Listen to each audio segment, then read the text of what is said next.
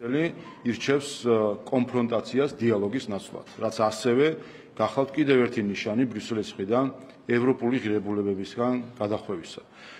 ევროპული ღირებულება, ის როგორც ჩვენ ქართველებს გვესმის და რისი თანაშემოქმედების ჩვენ ვართ, არის დიალოგი და არა კონფრონტაცია. არის საუბარი და არა დირექტივები, არის სხვის ინტერესების გააზრება და არა მითითებების მიცემა. ბრიუსელი დღეს სამწუხაროდ ამ ღირებულებას აცდენილია, რისი შედეგიც არის სწორედ ის კონფრონტაციული ტონი, თავდასხმები და რიტორიკა, რომელიც გვესმის ჩვენ ქართული ხალხის წინააღმდეგ. რადიკალური ოპოზიცია გამოიყენება იმისთვის, რომ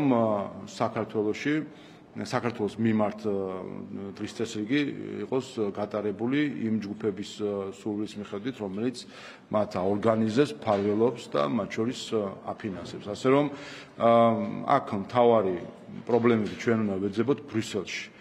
მთავარი პრობლემა არის ის, რომ ბრიუსელი დღეს იქცევა და დგას მყარად იმ გზაზე, სადაც თავის დროზე იყო საბჭოთა მოსკოვი. როდესაც ნაცვლად დიალოგისა არის არის კონფრონტაცია, ნაცვლად სხვათა ინტერესების გათვალისწინებისა არის საკუთარი დღის წესრიგის მოხვევის სურვილი.